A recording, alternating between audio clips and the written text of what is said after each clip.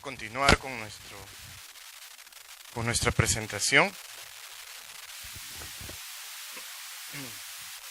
El día de ayer habíamos hablado sobre las herramientas informáticas que nos son útiles para hacer investigación. De todas las herramientas que pudimos tratar ayer, nos quedó pendiente una, que es muy importante. Entonces, antes de hablar sobre la redacción del artículo científico, les voy a hablar un poquito sobre esta herramienta. Entonces, el día de ayer vimos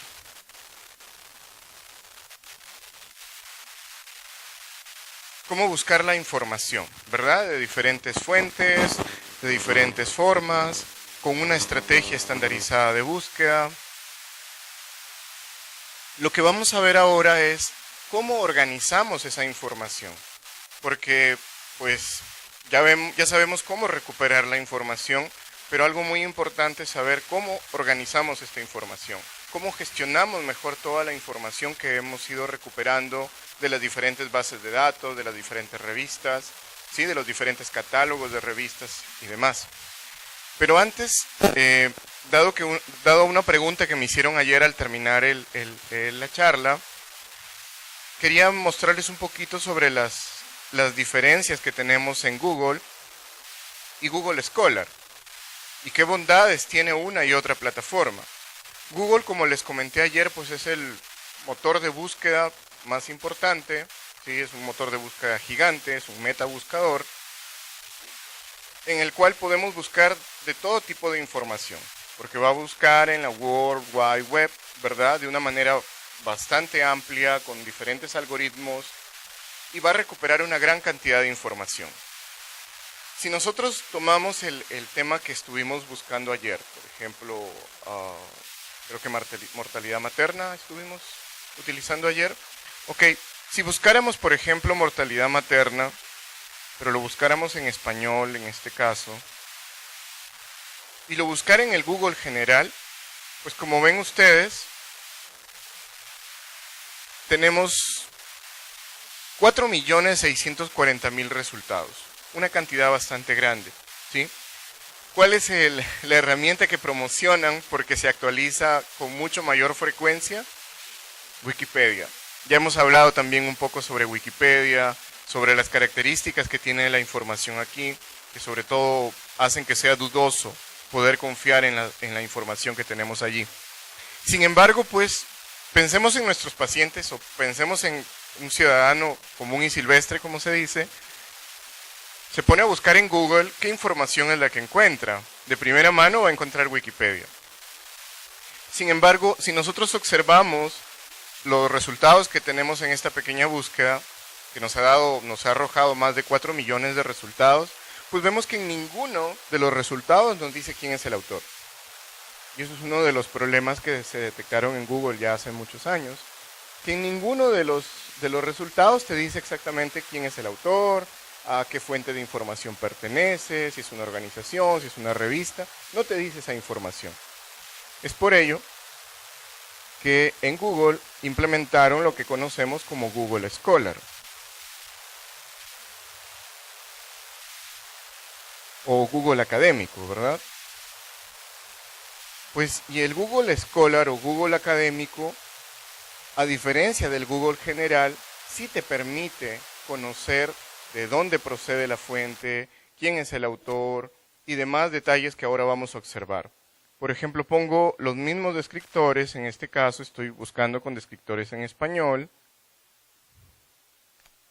Ya no encontraré los 4 millones de resultados, encuentro 94.500, pero lo interesante de esto es que cada uno de los resultados que encuentro en Google Scholar me da la referencia de quiénes son los autores, a qué revista pertenece la publicación, en qué año se ha publicado, en qué portal web está alojado esta fuente de información, cuántas veces ha sido citado este documento, si hay otros artículos relacionados o si hay otras versiones de este mismo documento, de este mismo artículo.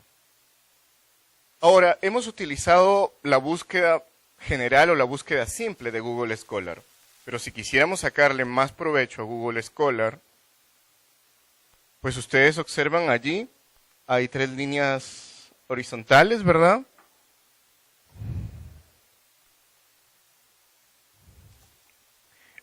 en esta sección nosotros podemos seleccionar la búsqueda avanzada dentro de Google Scholar.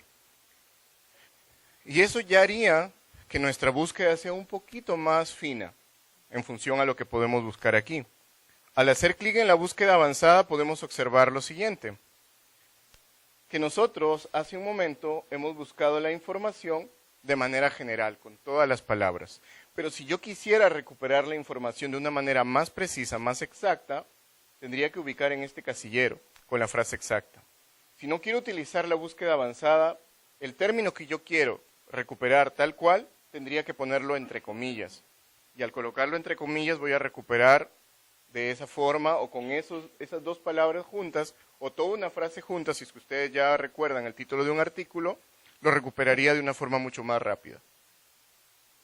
En este caso, pues voy a trasladar este término y lo voy a ingresar aquí con la frase exacta. De pronto, nosotros hemos buscado en todo el artículo. Si ustedes recuerdan lo que hicimos ayer en PubMed, pues habían las opciones para hacer en la búsqueda avanzada de dónde buscamos los términos. En todo, en cualquier parte del texto. Estamos con los selfies por atrás. En cualquier parte del texto, en el título del artículo o en el título y resumen del artículo. En este caso también tenemos ese chance. Podemos buscar en cualquier parte del artículo o en el título del artículo y de pronto lo que vamos a recuperar ya nos va a hablar tal vez con mayor precisión sobre mortalidad materna. De la misma forma puedo definir los autores, puedo definir la publicación, una determinada revista o las fechas. Sí.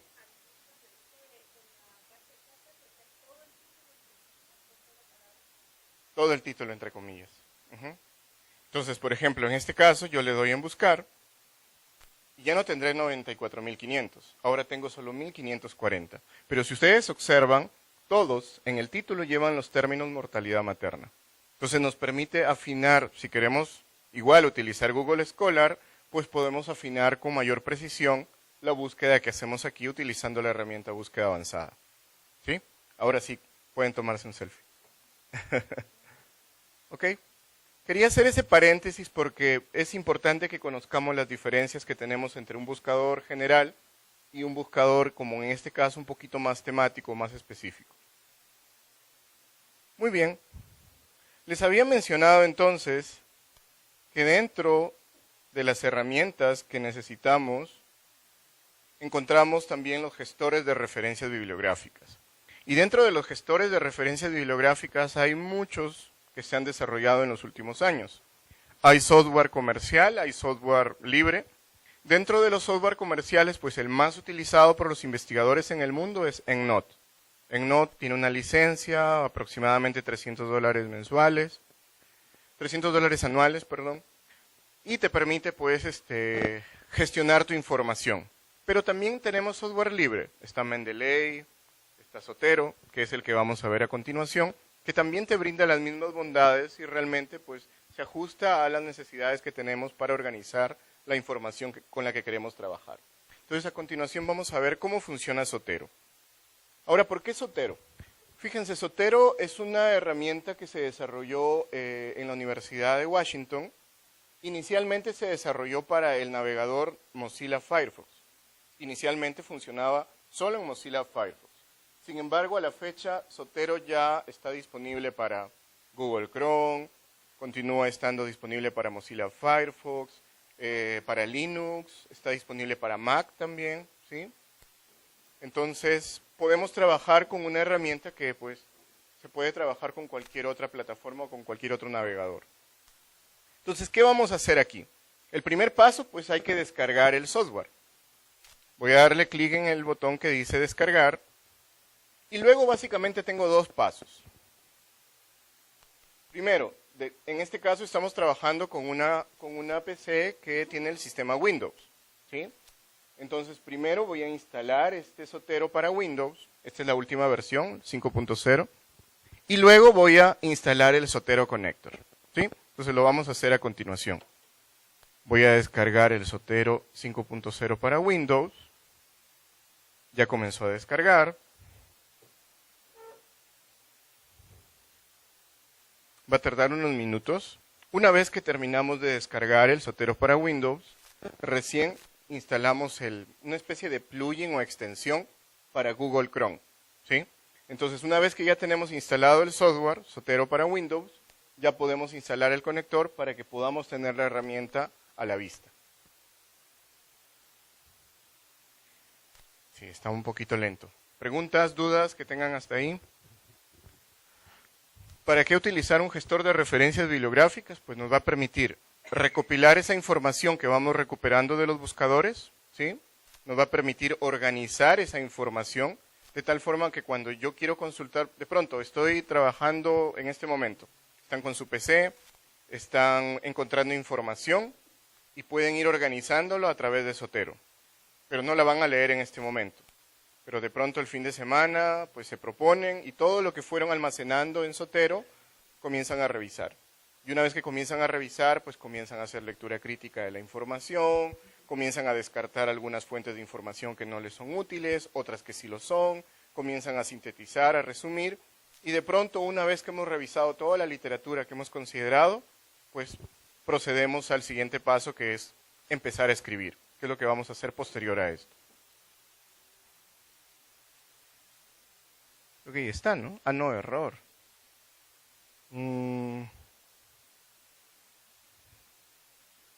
A ver, intentaré otra vez.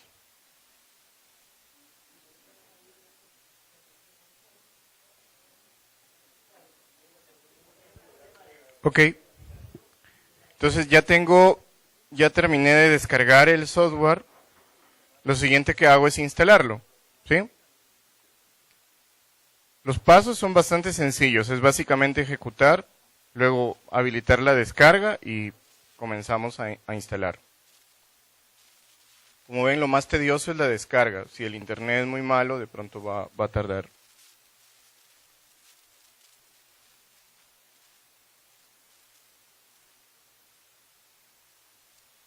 Ok.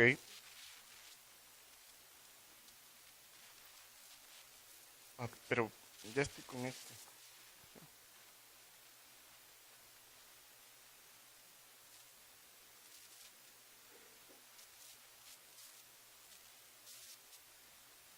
Listo. La versión estándar es la que instalamos y finalmente instalamos.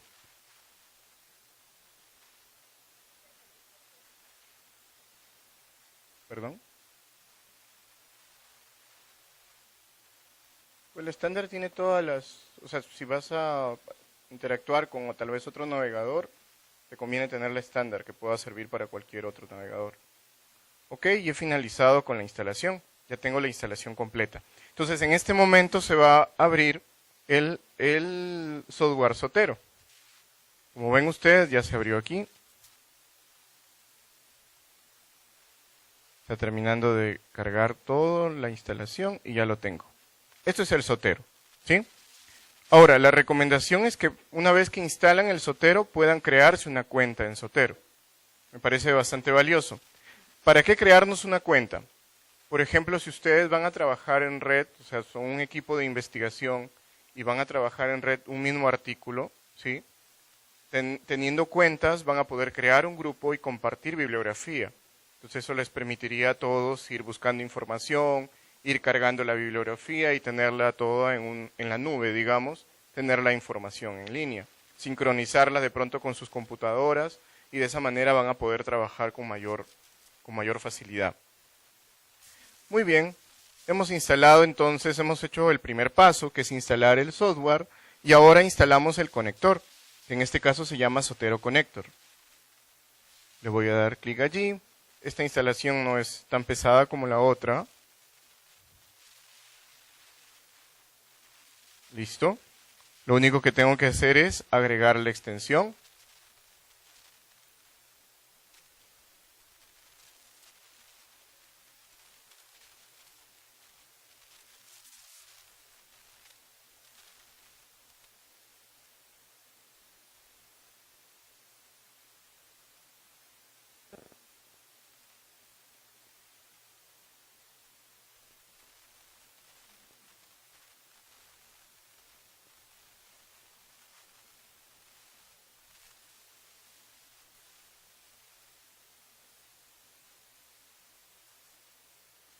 Manuel, creo que tienes cortafuegos con las extensiones.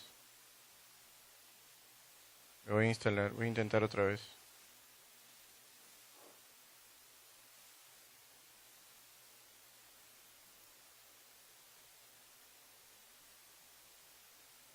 No, ya está bien. Ya le agregó, sí. Listo. Ok. Muy bien. Entonces, una vez que hemos instalado tanto el software como la extensión de este software, ya podemos trabajar con el sistema. ¿Ok? A ver, presten atención. Recordamos lo que hemos hecho ayer. Por ejemplo, voy a ir a PubMed y voy a buscar nuevamente información. ¿Sobre qué tema les gustaría escribir algo? Porque voy a mostrarles como un ejemplo de cómo funciona esto. ¿Algún tema que propongan? Gastritis. ¿Cómo? Estrés en primigestas adolescentes. ¿Alguien más? Gastritis, estrés, tuberculosis. ¿Qué es más amplio tuberculosis? Ok. Tuberculosis entonces. Entonces, cuando nosotros nos vamos a realizar una búsqueda y ya tenemos Zotero integrado dentro de nuestras herramientas, lo que hacemos es lo siguiente. Nos vamos a Zotero y en Zotero pues vamos a encontrar muchas funcionalidades, ¿sí? Desde abrir una nueva nota, un nuevo ítem, editar, herramientas, en fin. Pero lo más básico y lo principal aquí es que antes de que comencemos a hacer las búsquedas, pues creemos una carpetita dentro de Zotero. ¿Ven allí? Ese símbolo de carpeta amarilla, pues le voy a dar clic allí y voy a crear una carpeta. En este caso, pues la carpeta se va a llamar tuberculosis. ¿Sí? Voy a crear la carpeta tuberculosis y le damos en OK. Listo. Si ustedes observan, ya tenemos nuestra carpeta tuberculosis. ¿Qué es lo que viene ahora? Lo que viene ahora es que las búsquedas que vamos a realizar en PubMed y en las diferentes fuentes de información me van a permitir recuperar información sobre tuberculosis y las voy a guardar en esta carpeta. ¿Ok? Muy bien. ¿Recuerdan ayer que les hablaba de los términos mesh y los términos dex y demás? Por ejemplo, ahora podríamos hacer una búsqueda así. En este caso voy a ir a la herramienta mesh. Estamos aquí. Voy a ir a la herramienta mesh y voy a buscar tuberculosis. Tuberculosis se escribe igual en inglés, así que en este caso es una ventaja. Le damos en buscar. Y ahora tenemos aquí 278 términos relacionados con tuberculosis. ¿Qué variedad de la tuberculosis les interesa? El término general, vacunas para tuberculosis, tuberculosis latente, multidrogo resistente, urogenital, esplénica, espinal, renal, pulmonar, pleural, osteoarticular. ¿Cuál les interesa? Vacunas, ¿sí? ¿Todos de acuerdo? ¿No? A ver, ¿qué otra variedad en la búsqueda? Latente. ¿Latente o vacunas? Decidan. Latente. Ok. Si yo le doy clic al término latente, ustedes van a observar que tenemos la definición que ha sido incorporada desde el año 2010. Aquí tienen la definición de a qué se llama tuberculosis latente, ¿sí? Y lo más interesante es que tenemos diferentes subcategorías que nosotros podemos seleccionar. De pronto, ¿qué nos interesa de la tuberculosis latente? ¿Qué aspectos? Epidemiología. ¿Ya? ¿Qué otro aspecto? Solo epidemiología. Terapia. Fisiopato. ¿Qué más?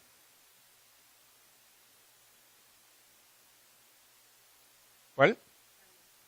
Transmisión. Ok. Anatomía y histología. Ok. Bueno, hay bastante variado, ¿verdad? Ok, hemos seleccionado estas subcategorías y ahora las adicionamos a nuestra caja de búsqueda. Listo, ya las tenemos aquí adicionadas, ¿sí? Si observamos, pues recordaremos los términos booleanos o los conectores booleanos de los que habíamos hablado ayer también. Muy bien, una vez que hemos seleccionado, pues recién le damos en buscar en PubMed. Vamos a buscar en PubMed. Bien, tenemos 1136 resultados. ¿Qué les interesa ahora de esto? Ya tenemos tuberculosis latente con las diferentes subcategorías. ¿Qué tipo de artículo les interesa? Ayer estuvimos viendo reportes de caso, también hay revisiones, ensayos clínicos, históricos, hay de todo. ¿Qué les interesaría? Revisiones. ¿Ok? Entonces vamos a ir a Review y seleccionamos revisiones. Listo. Ahora vamos a la disponibilidad del texto. Puede ser a texto completo gratuito o los resúmenes. Texto completo. ¿Ok? Seleccionamos entonces texto completo. Podemos seleccionar los artículos de pronto publicados los últimos 5 años. De pronto podemos seleccionar en, no sé, un grupo de edad. Adultos jóvenes puede ser. ¿Sí? Ok, entonces vamos a buscar el filtro que me hable de edad. Tal vez también sexo o género. ¿Sí? Ok, vamos a habilitar primero estos. Selecciono que sea en humanos. Ya tenemos 107. Vamos a buscar dentro de edades adultos jóvenes. Lo tenemos aquí, adultos jóvenes de 19 a 24 años.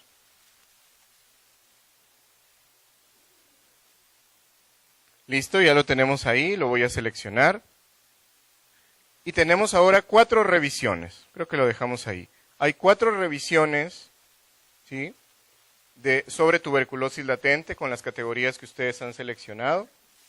Las mismas que están disponibles a texto completo, publicadas en los últimos 5 años. Y hemos restringido que sea exclusivamente en seres humanos, ¿verdad? Muy bien, tenemos estos 4 artículos. Pues presten atención. De los 4 artículos, a simple vista, ¿cuáles les interesaría a ustedes? ¿Los 4? ¿Los 3 primeros? Los 3 primeros tienen como que más relación, ¿verdad? ¿Ok? Entonces, de pronto vamos a seleccionar los 3 primeros. Pero, ¿cómo hacemos para guardar en nuestra carpeta Zotero? Ya la tenemos creada, ya tenemos todo implementado.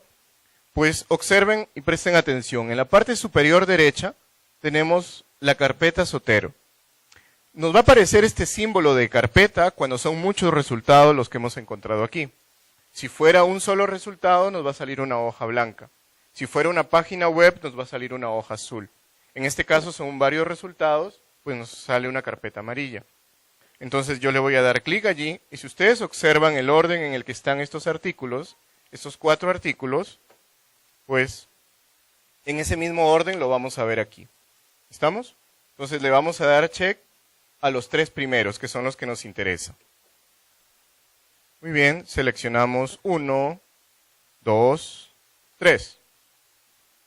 Y le damos en OK. En este momento, los 3 artículos que acabamos de seleccionar se acaban de guardar en nuestra carpeta Zotero. Entonces yo en este momento me voy a Zotero y ya los tengo allí. ¿Qué es lo interesante de esto? ¿Perdón? Sí, hemos escogido a texto completo, independientemente si es gratis o no.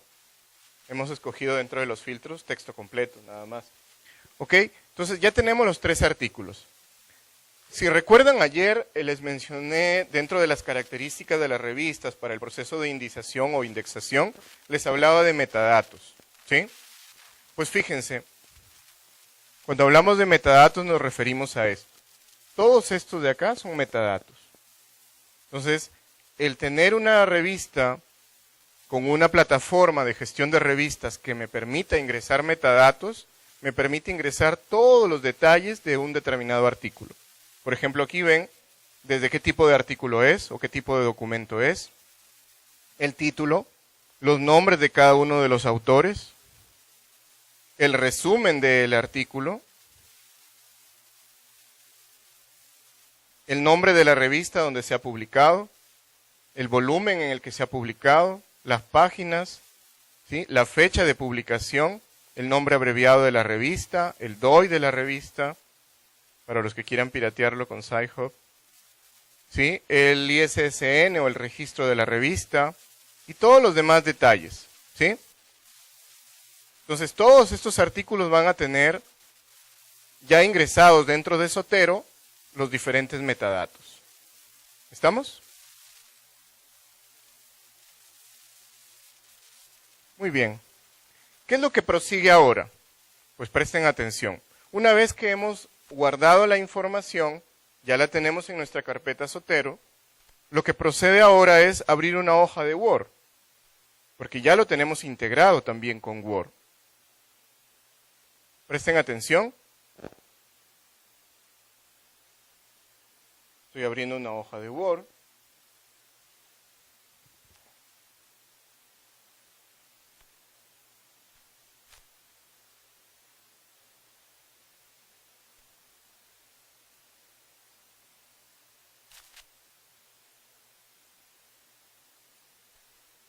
Ok, ya estoy aquí en una hoja de Word. Si ustedes observan, pues tenemos varias columnas, ¿verdad? En Word, ¿sí?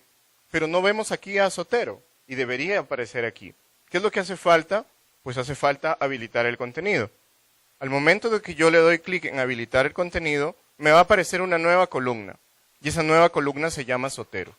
¿Lo ven? ¿Sí? ¿Estamos ahora sí? Ok, esta nueva columna se llama Zotero. ¿Para qué me sirve esto? Ahora les voy a mostrar cómo funciona. Les voy a pedir que de esos 3 artículos que acabamos de ver, voy a abrirlos para darles una ojeada a cada uno de ellos.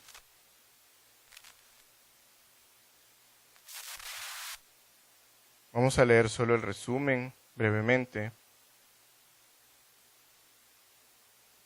Creo que este es el primero. Para los que tienen dificultades con el idioma, pues lo ideal es que practiquemos leyendo en inglés, que es más importante.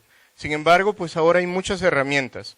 Así como la extensión que acabamos de agregar de Zotero, pues también tenemos la extensión de traductor de Google. Y podemos tranquilamente, al dar clic allí, traducir todo el documento que estamos observando. ¿Sí? Y ya lo tenemos traducido. Entonces, de esa manera, pues pueden revisar el artículo si es que tuvieran la dificultad. ¿Sí? ¿Lo dejo allí o lo cambio a inglés? ¿Lo cambio? ¿Sí? Ok. Listo.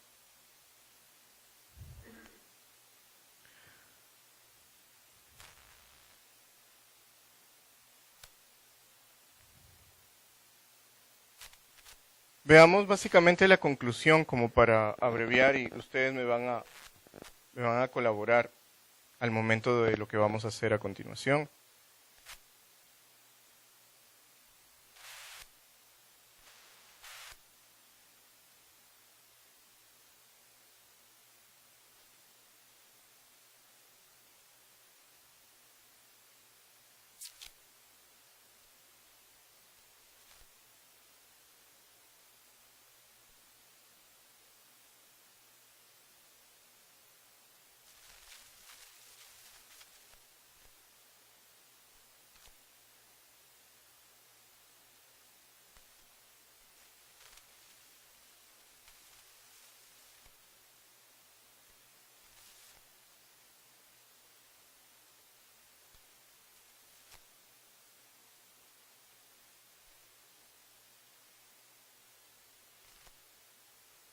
¿Estamos? ¿Pasamos a otro?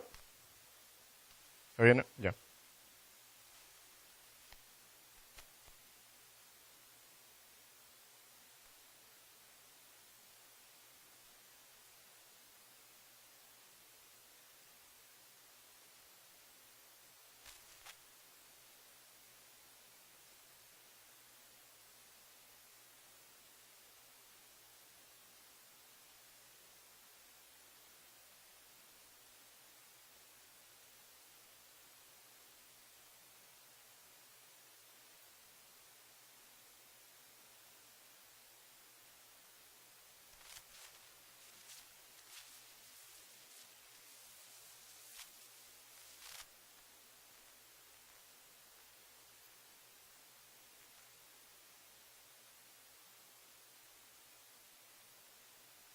¿Ahora sí?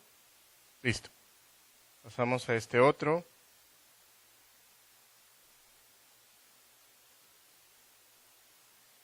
Es una revisión sistemática, estrategias costo efectivas para identificar tu tuberculosis latente en grupos de riesgo.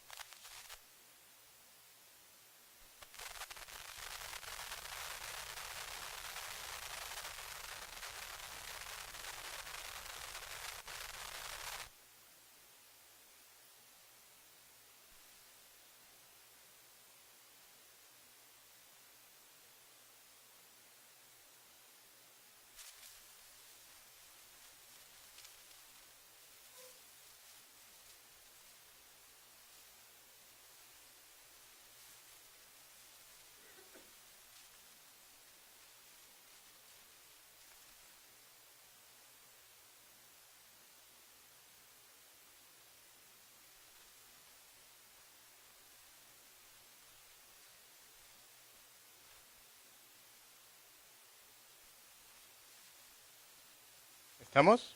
¿Sí? Listo. Vamos a trabajar con esos dos, ¿sí? Que creo que son más afines a lo que vamos a hacer inicialmente. Digamos que vamos a escribir algo. Luego, cuando veamos la parte de redacción del artículo propiamente dicho, vamos a ver más detalles. Ahora solamente para el ejemplo, para que vean cómo funciona Zotero.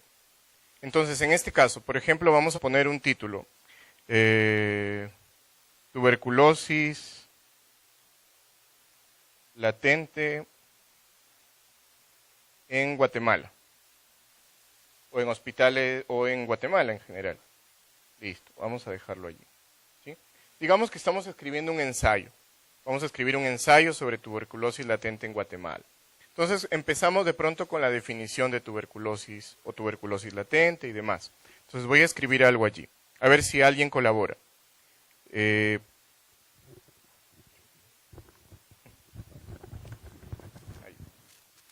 Veamos.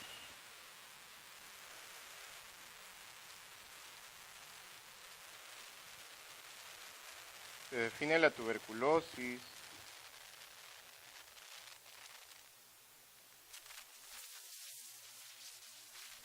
como una enfermedad infecciosa producida por el Mycobacterium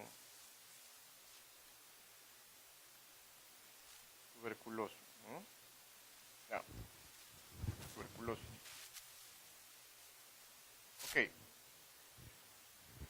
Digamos que por ahí hay una definición. Luego podríamos hablar de la tuberculosis latente. ¿Qué es la tuberculosis latente? Tenemos tuberculosis latente y tuberculosis activa, ¿verdad? A ver, los que propusieron tuberculosis, voluntarios, me van dictando.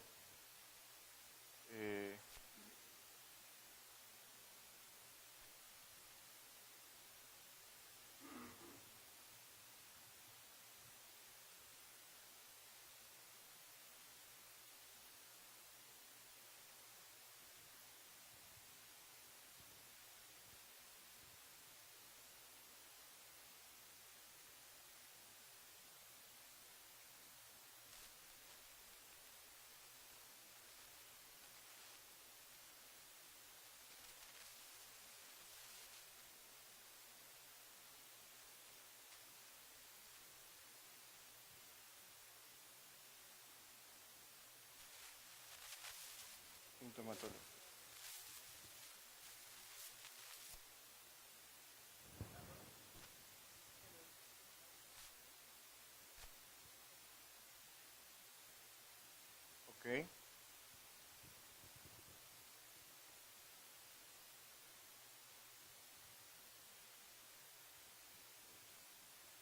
digamos que por ahí hay una pequeña definición.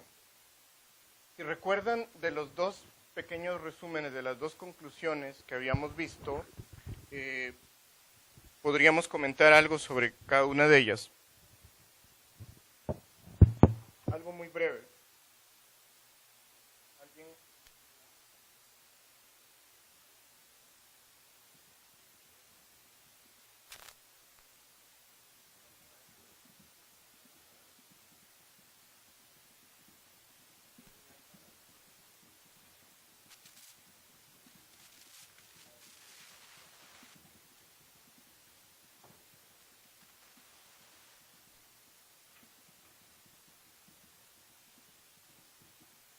Tuberculosis.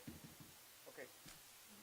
Y el otro artículo hablaba sobre los grupos de riesgo, ¿verdad? Sobre la necesidad de pruebas de screening o el acceso a nuevas tecnologías para el diagnóstico más oportuno, algo por ahí, ¿verdad? Ok.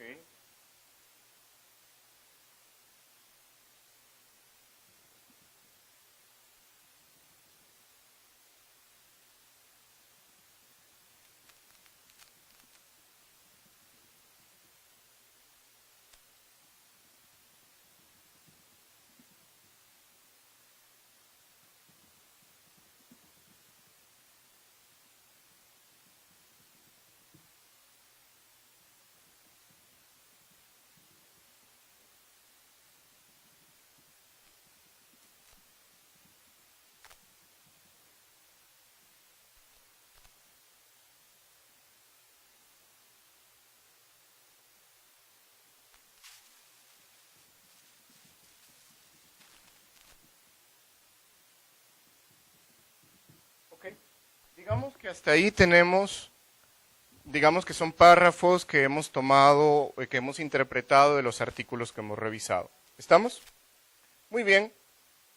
Pues fíjense, si nosotros escribimos un ensayo, más tarde vamos a ver las diferentes modalidades de los artículos. Básicamente vamos a ver dos tipos de modalidades. Pero digamos que una vez que escribimos un ensayo y si estamos tomando información que no nos pertenece, o sea, si son ideas que no son nuestras, sino las estamos interpretando, extrayendo de alguna publicación, como en este caso, pues necesitamos citar las fuentes de información, ¿verdad? Si estuviéramos transcribiendo una definición tal cual, pues tendríamos que poner entre comillas y luego poner la fuente. Pero en este caso estamos interpretando un poco lo que hemos podido leer en este breve tiempo, ¿verdad? Pues bien, sabemos que si tenemos un ensayo, si tenemos un manuscrito, pues vamos a tener que agregar referencias bibliográficas, ¿sí?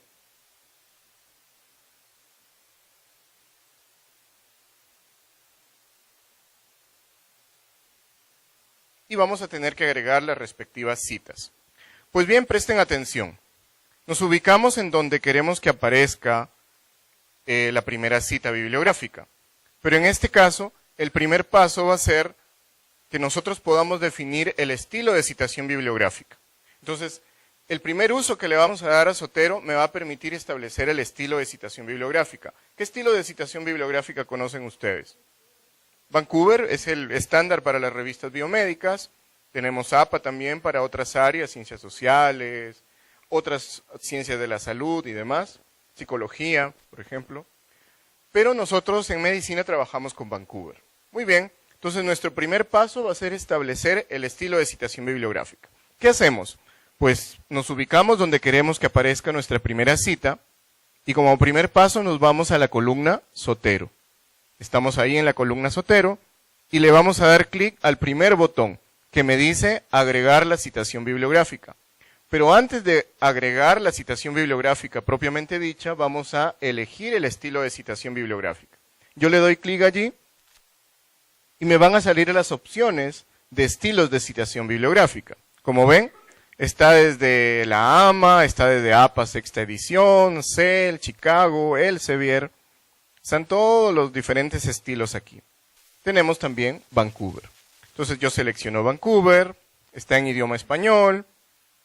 Eso básicamente es lo que necesitamos definir y le vamos a dar en OK. Listo. En adelante, para este documento ya no me va a volver a pedir o ya no me va a volver a preguntar con qué estilo de citación bibliográfica voy a trabajar, porque acabo de definir que voy a trabajar con Vancouver. ¿Estamos? Muy bien. Si ustedes recuerdan la parte de Sudáfrica, pues hay que elegir cuál de los artículos que hemos guardado nos habla sobre Sudáfrica. Tenemos dos opciones. Podemos buscarlo aquí, y ahí lo tenemos. Este nos habla de Sudáfrica. O, si no nos acordamos el título, podemos ir a la versión clásica, a la vista clásica, y podemos encontrarlo aquí. ¿Sí? Y en este caso lo tenemos aquí. Lo selecciono y le doy en OK. Y ahí tenemos nuestra primera cita bibliográfica. ¿Estamos? Hasta ahí tenemos nuestra primera cita bibliográfica. ¿Qué quiero ahora? Pues quiero agregar esta cita bibliográfica, pero ahora quiero agregar la referencia bibliográfica. ¿Ok? Me ubico donde quiero que aparezca la referencia bibliográfica. Nuevamente me voy a la columna Zotero. Y ya no le voy a dar clic al primer botón, sino al segundo botón que me dice agregar bibliografía. ¿Lo ven todos? ¿Sí? Listo. Y en este momento se acaba de agregar la bibliografía. Entonces, de esa manera ustedes no se van a estar rompiendo la cabeza, ni van a estar molestando al doctor Orozco enviándole las referencias bibliográficas mal redactadas, ¿verdad? Porque en este caso ya ustedes van a poder redactarlo adecuadamente y no van a sufrir con el tema de rechazo de sus artículos. ¿Estamos? Muy bien. Tenemos el otro párrafo. Me ubico donde quiero que aparezca la otra cita y vamos a citar la otra fuente. Muy bien. Si seguimos los pasos que hemos hecho hace un momento, me ubico donde quiero que aparezca la cita, me voy nuevamente a la columna Zotero, me voy en este caso al primer botón porque voy a agregar la cita, y ahora voy a seleccionar el otro artículo. Si no recuerdo el título, me voy a la vista clásica y voy a seleccionar el otro artículo, que es en este caso, ¿verdad? Lo selecciono y le doy en OK. Y listo, ya tengo mi segunda cita y automáticamente ya se agregó mi segunda referencia bibliográfica. ¿Lo ven? Qué fácil, ¿verdad? Pues para eso se utilizan los sistemas de gestión de referencias bibliográficas. Porque de esta manera, pues, ya no nos amargamos la vida tratando de ordenar la información, sino de esta manera vamos a gestionar y conforme vamos escribiendo, leyendo, pues vamos a trabajar con estas herramientas. Sí.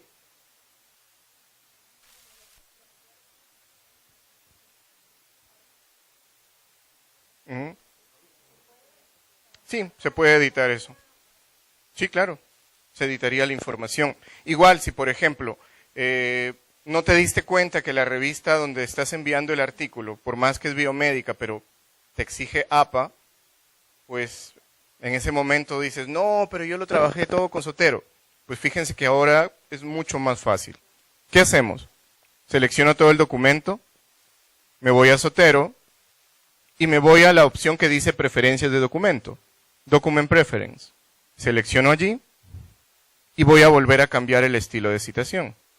Y en este caso, pues, seleccionaré APA de la sexta edición. Y le doy en OK. Se acabó. Y ya tengo ahora el artículo en APA de la sexta edición. ¿Estamos? ¿Sí? Entonces, de esa manera, pues ya no se complican y pueden hacer sus reportes y demás. Pero como nosotros no nos gusta trabajar con APA, pues voy a volver a dejarlo en Vancouver. Listo.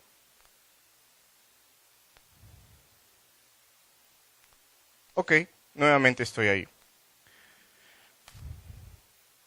Ahora ustedes me dirán, por ejemplo, no sé, imagino que a todos les ha pasado, cuando hemos redactado nuestra tesis para graduarnos en pregrado, lo hacíamos manualmente, ¿verdad?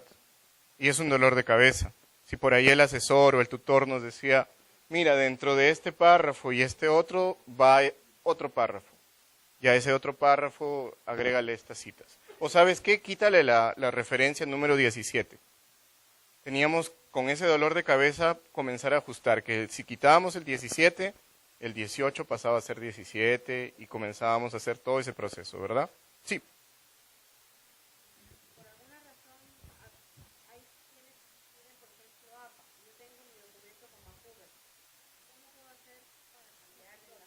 Lo acabo de hacer. Sí, ok, mire, lo que hago es selecciono todo si presta atención sería genial. Selecciono todo el documento, ¿sí? Me voy a Zotero, me voy a la opción que dice preferencias de documento y busco la opción APA. Selecciono APA sexta edición, le doy en OK y en este momento se cambió. ¿Sí? Y ya lo tenemos cambiado otra vez.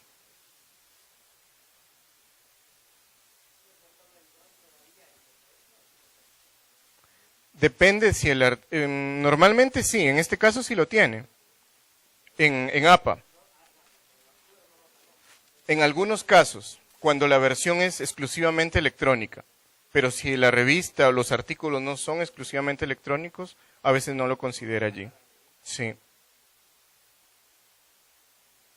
Voy a poner otra vez en Vancouver y lo tengo allí. ¿Sí?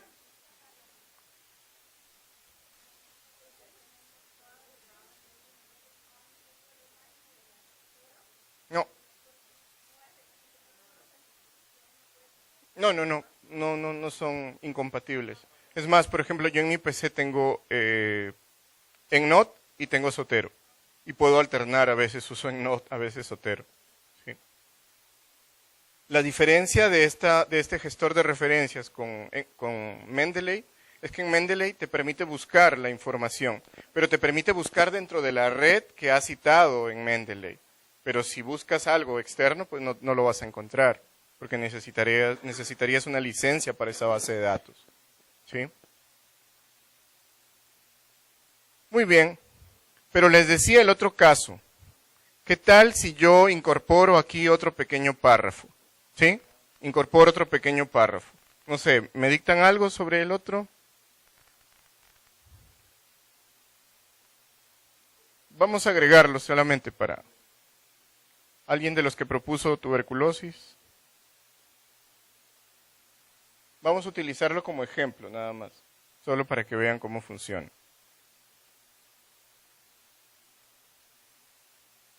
A ver, veamos qué hay aquí.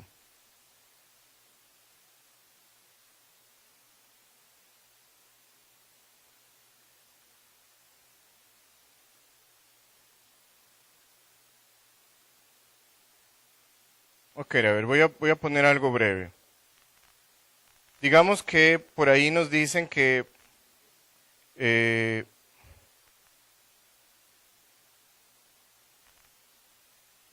no sé, que hay reportes de resistencia, de multidroga resistencia, no sé, a rifampicina, por ejemplo.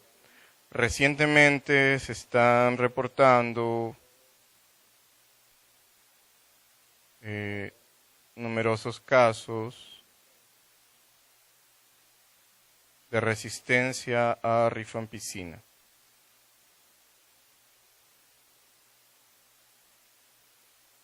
¿Ok? Digamos que este otro párrafo me recomendaron que deba incorporar entre los dos anteriores. Entonces yo en este caso pues incorporo el párrafo, voy a Zotero, voy al primer botón para agregar la nueva cita, busco aquí en el buscador rifampicina, lo encuentro allí, lo selecciono, le doy Enter y este es el nuevo número 2 como cita. Y la otra pasó a ser automáticamente la número 3. Y en las referencias bibliográficas de la misma forma. ¿Se dan cuenta? Entonces, cuando ya tenemos una mayor cantidad de referencias, por ejemplo, estamos haciendo una revisión, no sé, ya vamos como en 30, 25, 30 referencias bibliográficas, y vamos a ir adecuando la redacción, ¿sí?, para ver el sentido lógico que tenga el mensaje, probablemente nos va a pasar este tipo de situaciones. Y como ven con Zotero, pues eso se va a actualizar automáticamente. Ya no vamos a tener el dolor de cabeza de estar haciendo eso, ¿sí? Creo que tenemos un pequeño receso y continuamos en unos minutos. ¿Sí? En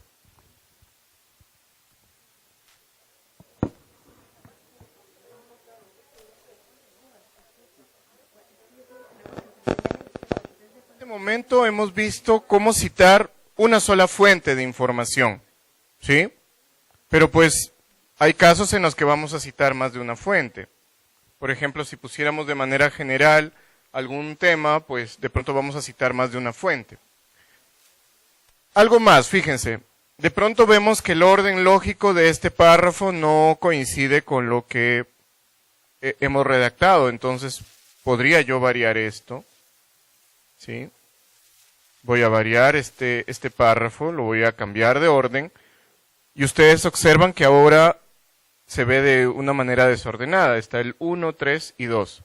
Pero si yo en este momento selecciono todo el documento, me voy a Zotero y le doy en Refresh, voy a poder organizar nuevamente esa bibliografía, ¿sí?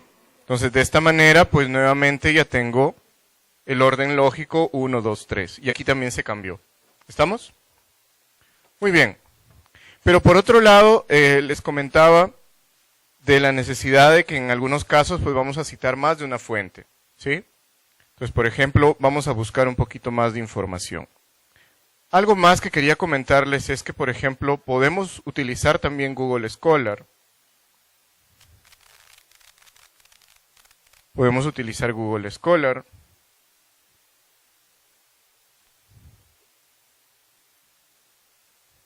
Podríamos buscar aquí tuberculosis latente. Les había comentado que si queremos buscar con los términos exactos, pues tendría que ponerle comillas o hacer la búsqueda avanzada, ¿verdad? Y aquí encontramos algunos artículos, ¿sí? Tuberculosis latente. Digamos que esta parte, este primer artículo de pronto nos ha dado un poquito de la definición que habíamos mencionado anteriormente. Pues yo voy a poder incorporar otros artículos más aquí. ¿Qué es lo interesante en Google Scholar?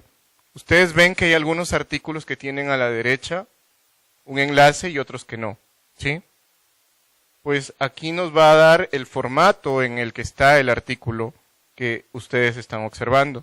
En este caso el formato está en PDF, ¿sí? Este está en HTML, o sea, en formato en Internet. Y así vamos a ir viendo aquellos que tienen enlace. Sin embargo, normalmente los que están de este lado son aquellos que están disponibles a texto completo y gratis, ¿sí? Los que no, pues probablemente en este caso es solo la cita. No está de pronto el artículo a texto completo gratuito, ¿sí? Como para que lo puedan diferenciar. Muy bien, ¿qué más tenemos aquí? A ver, nos interesa de pronto este artículo, nuevas herramientas para la detección de tuberculosis latente. Conversión de tuberculosis latente, un grupo de pacientes tratados con terapia biológica, tratamiento actual de la tuberculosis, protocolos. Ok, hemos identificado algunos. Si ustedes recuerdan, cuando hicimos la gestión con PubMed, pues nos aparecía una carpeta amarilla, ¿verdad? Y eso es porque hay más de un resultado. Son varios resultados los que hemos encontrado. Entonces yo le doy clic aquí, me va a aparecer en el mismo orden y voy a seleccionar los artículos que a mí me interesan. Por ejemplo, voy a seleccionar estos dos, voy a seleccionar esta de herramientas, voy a seleccionar este de protocolo y ya. He seleccionado estos 4 artículos. Le voy a dar en OK y en este momento se va a guardar en nuestra carpeta Zotero, que como ven ya tiene 4 artículos más. ¿Estamos? ¿Sí? Muy bien. Me voy a ir entonces al documento. Si ustedes observan en el primer párrafo, pues no le habíamos puesto ninguna cita bibliográfica. Y de pronto esa información la hemos tomado de alguno de los artículos que acabamos de guardar. Lo voy a utilizar como ejemplo para que puedan ver que podemos citar más de una fuente. Entonces, ¿qué hacemos aquí? Nos ubicamos donde queremos que aparezcan las citas.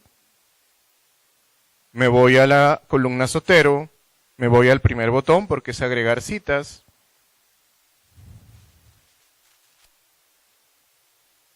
Y en este caso voy a agregar más de una cita. Entonces me voy a ir a la vista clásica. Podría agregar, si me recuerdo los títulos o los nombres de los autores, podría buscarlos aquí.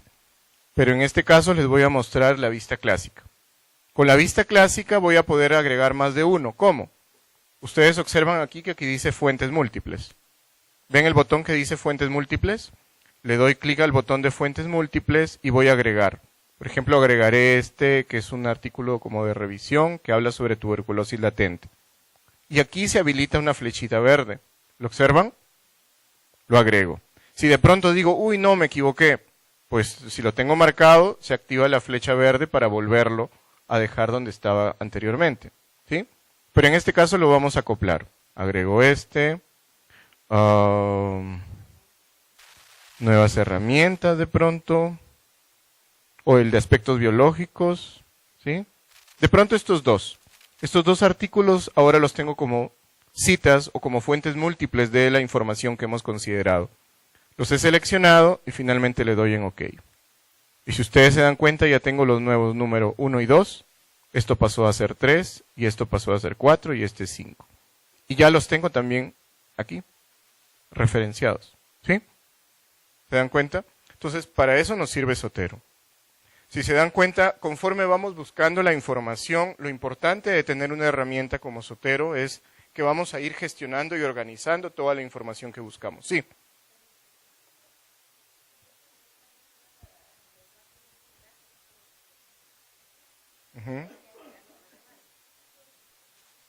También, en algunos casos. Sí, en algunos casos va a suceder. ¿Sí? Pero la mayoría de revistas aceptan el formato como tal. ¿Cómo?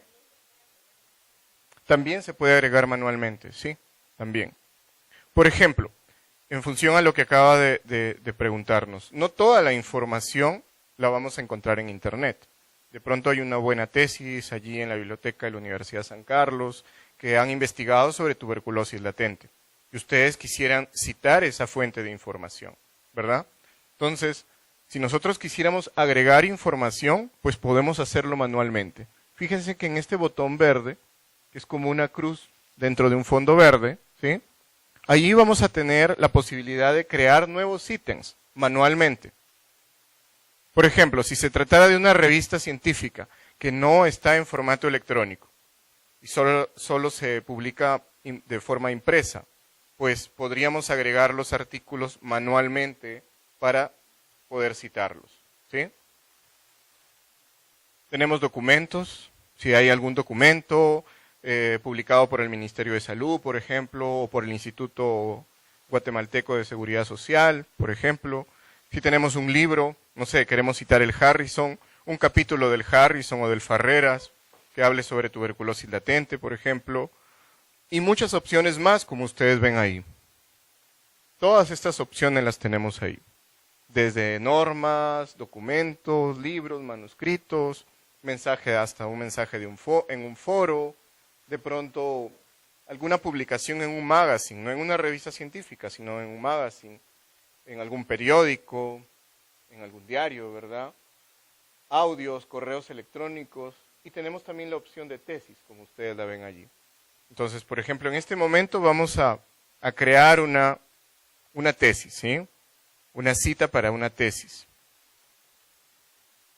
La idea no es que se pongan a inventar y citar fuentes ficticias. Lo estoy haciendo aquí como un ejemplo para que vean que si tenemos una tesis, pues cómo vamos a ingresar los datos, ¿verdad? Digamos que hay una tesis sobre tuberculosis, no sé, epidemiología de la tuberculosis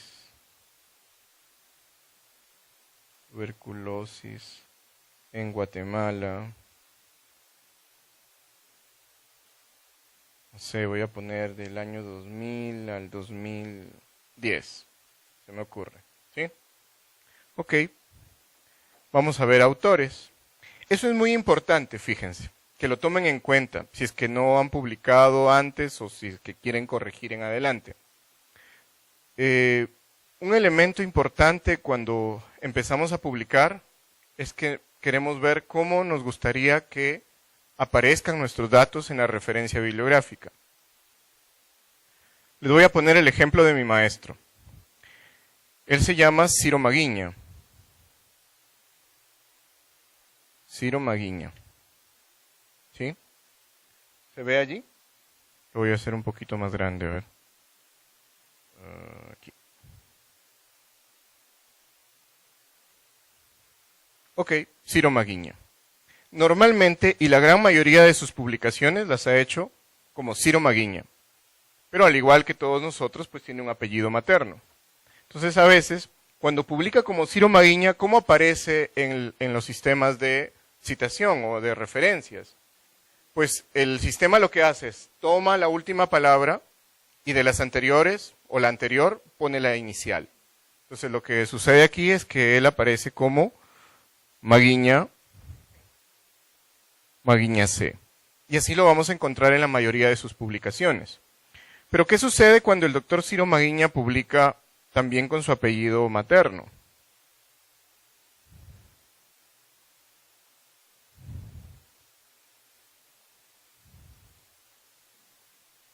¿Cómo sería la nueva definición allí de la referencia?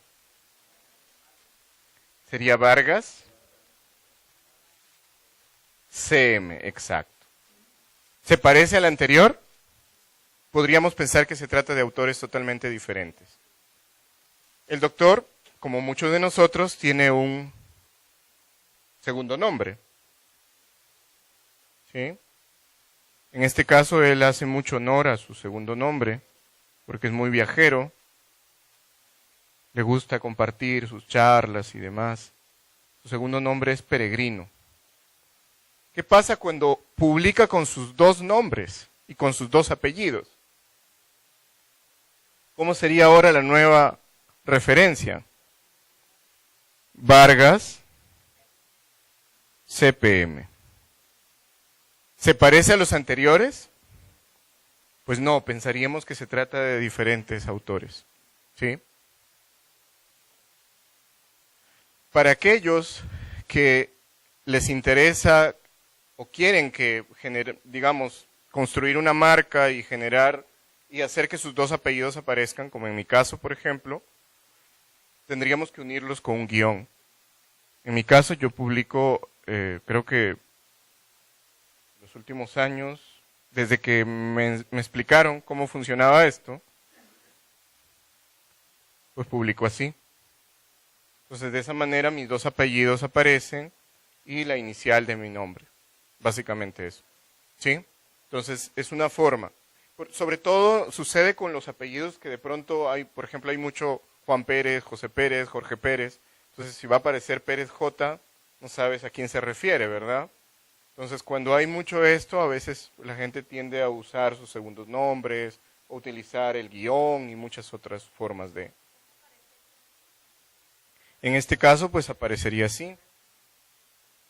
Aparecerían mis dos apellidos.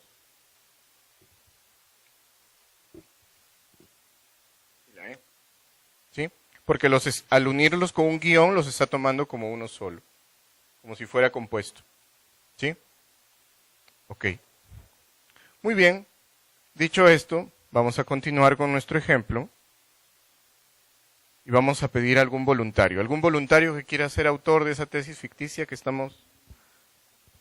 ¿Alguien? Víctor Argueta. Ok, vamos a poner aquí entonces Argueta.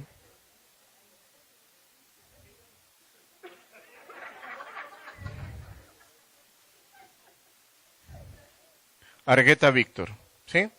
Con un solo apellido, un solo nombre, ¿sí? Ok. ¿Qué tipo es? Digamos, es una tesis de maestría, por ejemplo.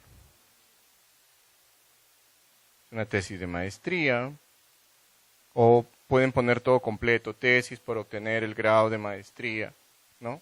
De tal maestría, ¿no? Universidad.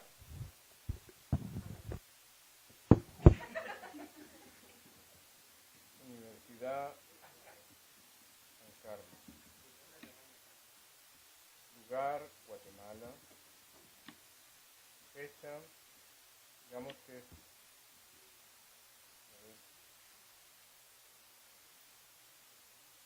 que es del 2010. ¿De cuándo era este estudio? Digamos que 2011. Número de páginas, digamos que 180 páginas. Y todos los datos que ustedes tengan para ingresar. Por otro lado, si tienen una página web, o sea, si esa tesis está en línea, está en algún repositorio de la universidad y tiene una dirección web, podrían ingresar aquí la dirección web, en donde dice URL. ¿Sí? Podrían poner los códigos del catálogo de biblioteca, la posición en qué archivo está y todos los demás detalles. ¿Sí? Pero digamos hasta ahí. si yo quisiera citar esa tesis, por ejemplo, escribiría aquí en Guatemala,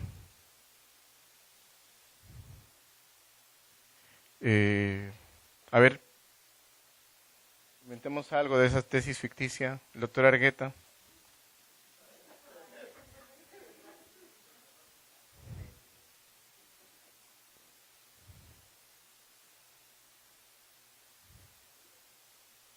Sí,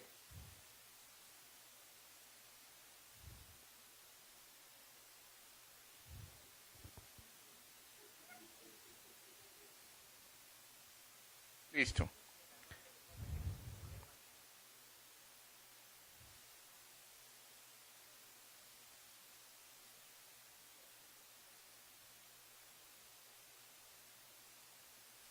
Vamos a ponerle...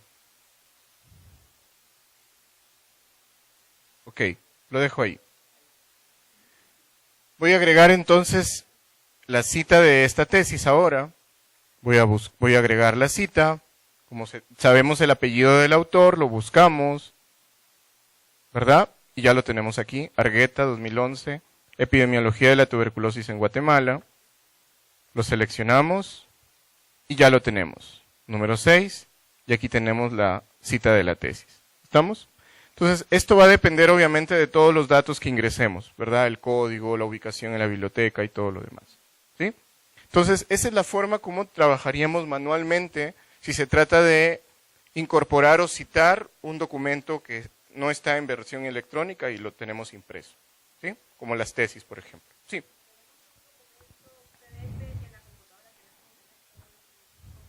Tendríamos que ingresar todos los datos. ¿Sí? Todos los datos. Exacto, sí. Si es un documento, si es una norma técnica, por ejemplo, la norma técnica de tuberculosis del Ministerio de Salud no está en internet, pero lo tienen en impreso, pues tendrían que ingresar todos los datos, ¿no? ¿Sí? Muy bien, ahora sí vamos a empezar con la parte de redacción del artículo. Hemos visto un poquito, incluso, de la forma como se trabaja con esto, pero ahora vamos a ir más a detalle. Muy bien.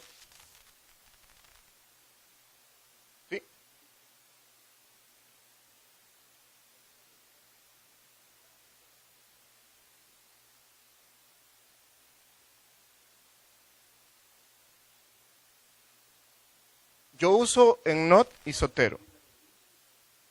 Todos se utilizan en línea y también offline.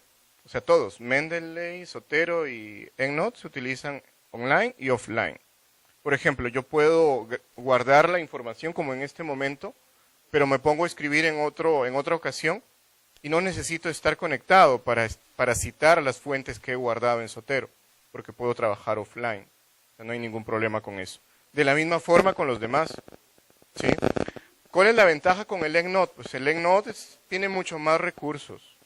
O sea, por eso tiene un costo, es una licencia comercial. ¿Sí? Allí no solamente puedes ir agregando la información, sino también puedes buscar la información. O sea, puedes buscar desde el mismo gestor de referencias, desde el mismo EndNote. ¿Sí? Y puedes buscar a bases de datos grandes y demás. O sea, si me dicen cuál conviene, pues conviene el EndNote, si lo vemos de esa manera. Pero Zotero pues tiene todos los recursos muy parecidos al EndNote, o sea, en la práctica nos sirve igual, ¿sí? Salvo que pues quieran buscar adicionalmente la información allí y cosas así. ¿Estamos?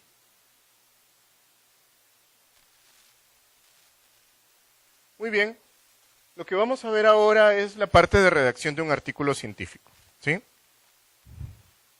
No quisiera que nos gane el tiempo como ayer, que nos quedamos con una parte pendiente.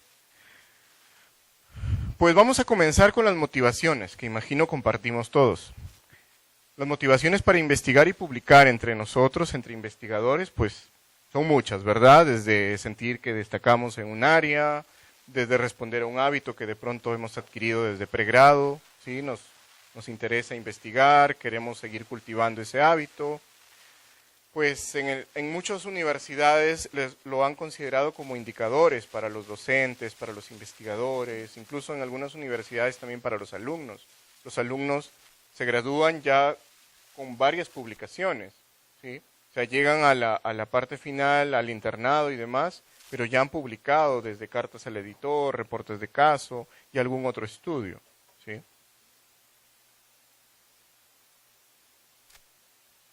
Y pues muchas de las otras razones que ustedes ven ahí, de las motivaciones que podemos compartir sobre la necesidad o las ganas de querer publicar. Sin embargo, si ya lo vemos del otro lado, del lado de los editores, como el doctor Orozco, por ejemplo, ¿qué es lo que nosotros como editores buscamos en los artículos que recibimos? En este caso, pues, nosotros buscamos que la investigación sea original, que genere, que aporte un nuevo conocimiento, ¿sí? Que tenga un valor agregado sobre la información que estamos recibiendo. Pues, importante la data, ¿verdad? La cantidad de población que han considerado en las investigaciones que recibimos para una determinada revista. Nos interesa también que los temas que se consideren o que nos envíen, pues sean de interés y se ajusten a las normativas de la revista. Si recibimos a veces, ¿qué le diré?, decenas de artículos, y no todos tienen ese mismo interés. De pronto hay algunos que son, como decimos, más de lo mismo, ¿sí? Estudios meramente descriptivos, que de pronto no hay ningún nivel de análisis, ¿sí? Pues lo pensamos bastante para ver si lo aceptamos o no lo aceptamos, ¿sí? Sin embargo, pues sucede. De pronto, si no tenemos artículos para publicar, a veces también tenemos que aceptar artículos que no nos gustaría aceptar, pero tenemos que aceptarlos porque necesitamos sacar los números de la revista. Eso también sucede muchas veces, sobre todo en revistas latinoamericanas. La parte de normativas, de que el trabajo esté bien escrito, que estén bien utilizadas las referencias bibliográficas, que no contenga plagio. Muchas revistas lo que hemos hecho es implementar el uso de software antiplagio. Hay mucho software antiplagio actualmente. El más famoso de pronto el Turnitin, pero tenemos pues el PlagScan y tenemos muchos otros que se pueden utilizar para este fin. ¿Qué es lo que hacemos con estos software de plagio? Pues establecemos algunos parámetros de la cantidad de palabras, de qué tipo de lectura le vamos a dar a los documentos que nos llegan, y en función de eso vemos porcentajes. Pero más que porcentajes vemos pues las características que tienen. Si hemos pasado un documento, un artículo que nos llegó al software de plagio y encontramos que pues más del 50% se marca en rojo, identificamos las fuentes y demás, pues penosamente le vamos a rechazar y probablemente no le volvemos a aceptar nada de ese autor, ¿sí? Porque ya nos genera la duda de si lo que nos envía es realmente serio, si nuevamente vamos a tener que tomarnos el trabajo, porque es tiempo que los editores dedicamos para poder revisar si ese trabajo es idóneo o no, ¿sí? ¿Qué sucede cuando publicamos? Pues comenzamos a conocer un poco más sobre el área de interés o la línea de investigación, ¿sí? Comenzamos a demostrar dominio en ella, comenzamos a empoderarnos de pronto de una línea, comenzamos a generar evidencias que nos pueden convertir en, digamos, de alguna forma referentes en una pequeña área o en una determinada línea de investigación. Adquirimos autoridad, ¿sí? Comenzamos digamos, a compartir, a contagiar ese espíritu de publicación con los estudiantes, con nuestros pares, con nuestros maestros incluso también, ¿sí? Sobre la forma o sobre alguna determinada temática en la que estamos investigando. Y obviamente nos permite mejorar nuestras competencias y desempeño profesional. Y pues todo esto podemos lograr cuando publicamos, cuando investigamos y publicamos, porque vamos a compartir con nuestros pares, con nuestros alumnos, sobre la necesidad de investigar, sobre la importancia de investigar. ¿Y cómo escribimos un artículo científico?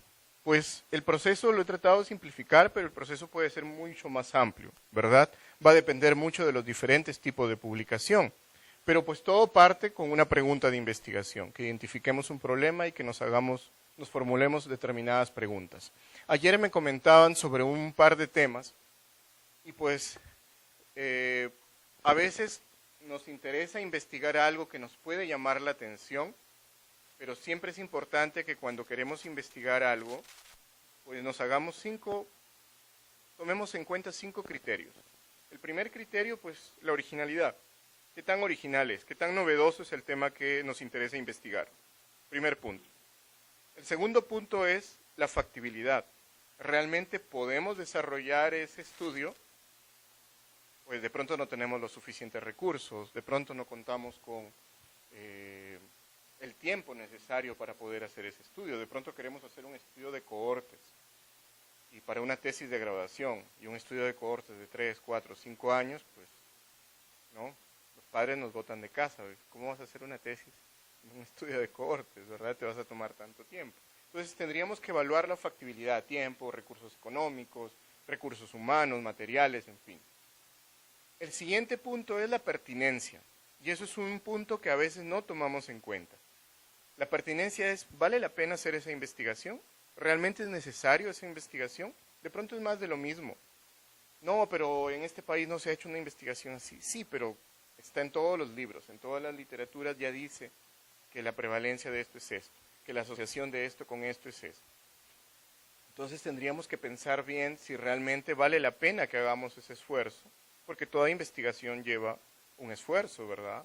Un sacrificio y demás. El siguiente punto es la parte de la precisión. ¿Qué tan preciso es la idea que tengo?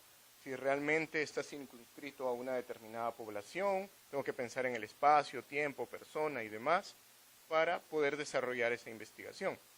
Pero lo más importante es el quinto criterio, fíjense, la parte ética. Porque de pronto les cuento un caso de unos estudiantes que se propusieron investigar sobre el tipo de información que comparten los estudiantes de medicina en Facebook. Pues novedoso, ¿verdad? Factible, pues sí, explicaron cómo podrían acceder a esa información. Era factible, no era tan costoso, era interesante. ¿Ok? Pertinencia, ¿vale la pena? Pues sí, de pronto no sabemos qué tipo de información comparten los estudiantes de medicina en Facebook. ¿Qué tanta precisión tenían? Pues habían desarrollado muy bien su plan, su diseño y demás. Pero venía el quinto criterio que, como les decía, es el más importante, la parte ética. ¿Qué hicieron estos chicos? Pues se crearon perfiles falsos, un perfil, por ejemplo, para las chicas, un perfil de Brad Pitt, y para los chicos, no sé, un perfil de alguna famosa, ¿verdad? Y pues, no sé, Demi Moore, en fin. Y comenzaron a invitar a los estudiantes de medicina que querían evaluar. Y comenzaron a invitar como contactos. Los aceptaron, y de pronto tenían a su población objetivo. Y comenzaron a utilizar su checklist, qué tipo de información comparten en Facebook los estudiantes de medicina que estaban evaluando.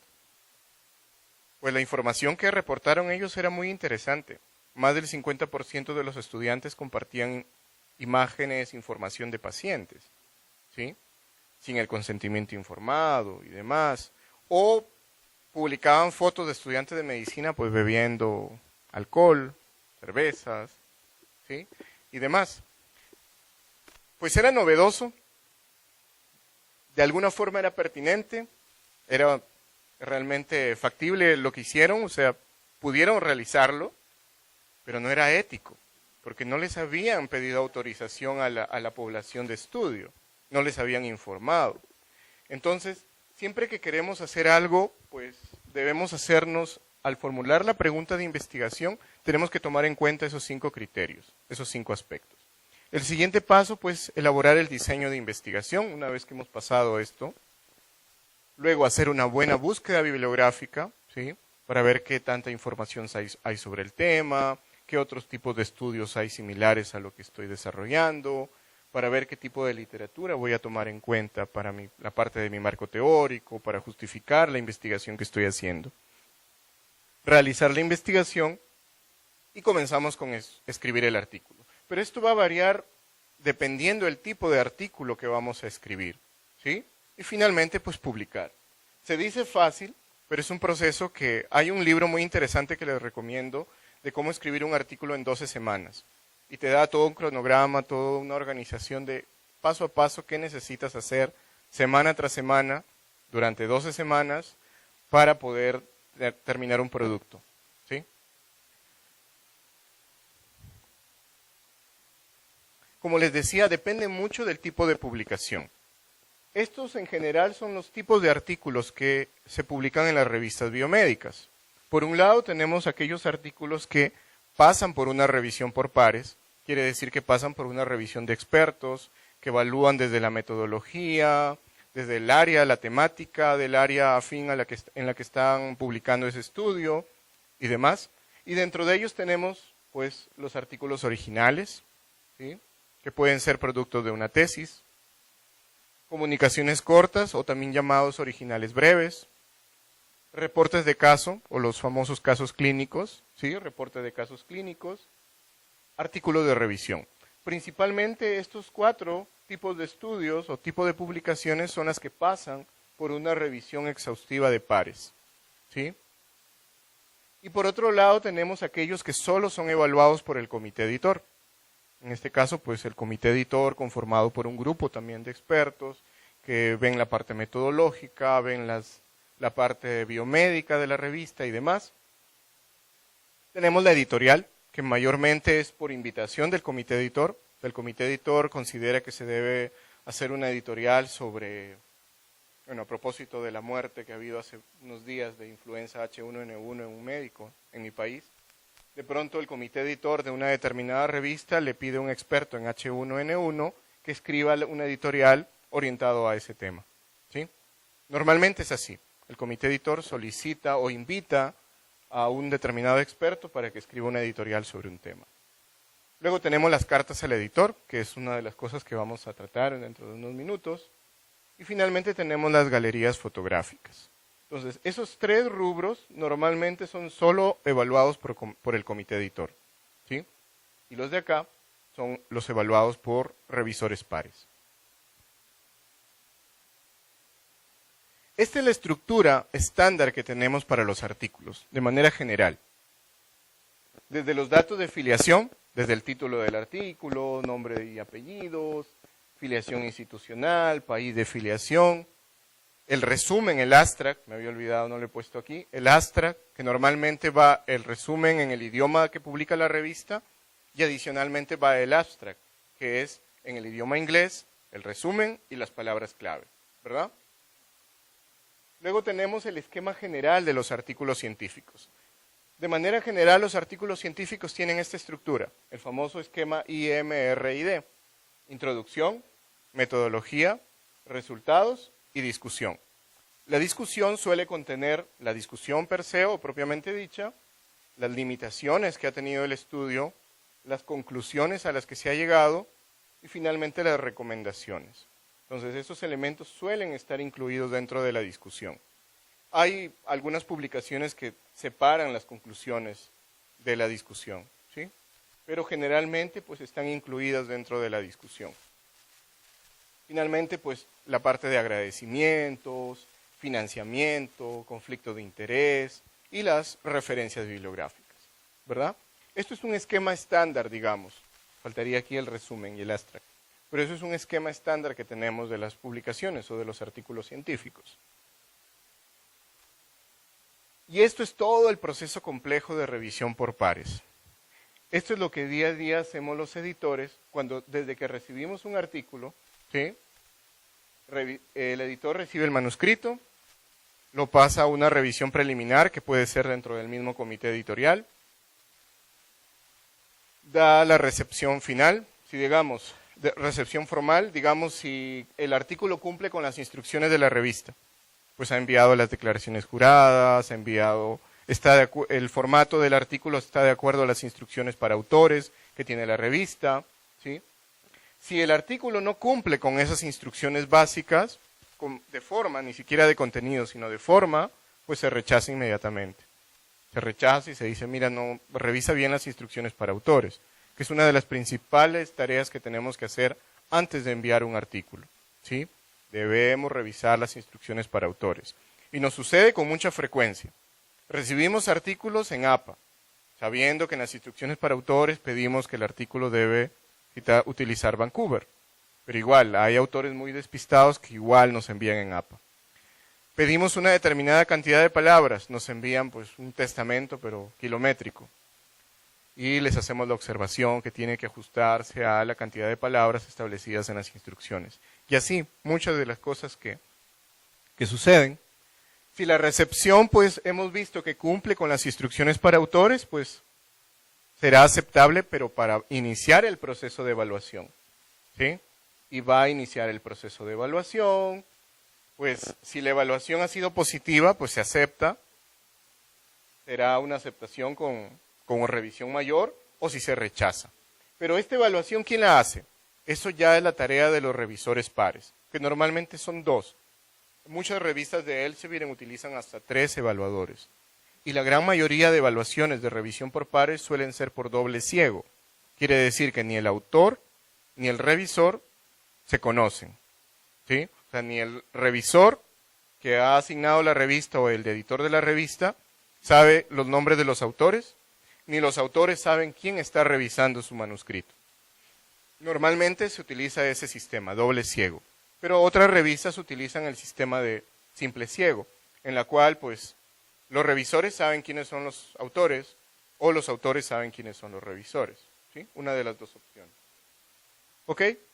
Entonces, si en esta evaluación de revisión por pares se cumple con todo lo establecido, pues se tendrá que aceptar el artículo. Si no se cumple con lo establecido y hay observaciones, pues se hará la sugerencia de las observaciones que se han hecho, ¿sí? Se reenvía el artículo, el autor tiene un determinado plazo para corregir las observaciones que les han hecho en la evaluación, ¿sí? O en caso contrario, si no cumple ya no con las instrucciones, si no cumple con la estructura metodológica, si hay fallas, si hay dudas en la parte ética, si hay información un poquito de dudosa procedencia o se detecta plagio, por ejemplo, pues se rechazará el artículo, ¿sí? Si se reenvía para corregir, pues el autor va a tener que levantar las observaciones y nuevamente someterse a un proceso de reevaluación. Y en ese proceso de reevaluación, pues o se acepta o se rechaza. De pronto, no levantó ninguna de las observaciones. Pues se rechaza, ¿sí? Va a depender mucho del criterio del equipo editor o de los evaluadores. Si se acepta, pues ya procederá a la revisión formal de toda la estructura. De pronto por ahí falta un correo electrónico, de pronto hay una afiliación que no está muy bien definida, afiliación institucional, pues tendrá que revisarse de manera formal ese manuscrito ya aceptado. Pasará a la edición en formato HTML, pasará a la prueba de galera o la famosa prueba de imprenta, ¿sí? Finalmente tendrá la aprobación, se le enviará al autor el artículo en formato o en prueba de imprenta para que dé su visto bueno y decir, ok, pues sí, estoy de acuerdo con la versión de imprenta. Y una vez que está de acuerdo con la versión de imprenta, pues pasará al formato PDF y finalmente se publica en línea. Eso es todo el proceso que seguimos los editores cuando recibimos un artículo. ¿Cuál es el problema que muchas veces tenemos en las revistas en Latinoamérica? Aquí. Que a veces no tenemos la respuesta inmediata de los evaluadores o no contamos con una gran cantidad de revisores pares. Entonces aquí es un punto que a veces suele generarnos problemas, porque de pronto les damos en promedio de 2 a 3 semanas para que el revisor evalúe el trabajo, que en su gran mayoría es ad honorem, y que nos envíe las observaciones, pero de pronto el revisor no cumple. Pasan 2, 3 semanas, 4 semanas, 5, y decides enviar el artículo a otro revisor. Y así puedes extender la evaluación a 2 meses o a veces mucho más, ¿verdad? Entonces, eso es uno de los problemas que a veces tenemos, pero que sin embargo, pues, como para que tengan ustedes una idea, pues todo esto es el proceso que se atraviesa en la edición o en la evaluación de artículos.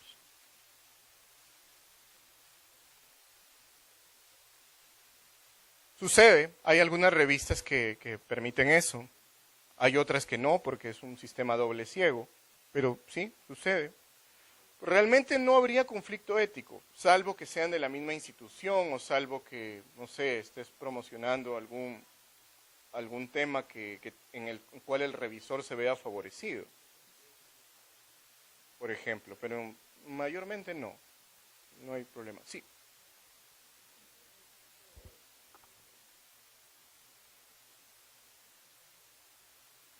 Ah, sí. Pero eso se tendría que rechazar desde que se recibió. Sí,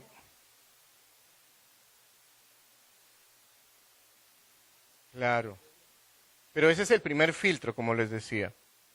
Esa revisión preliminar la hace el comité editor. Sí.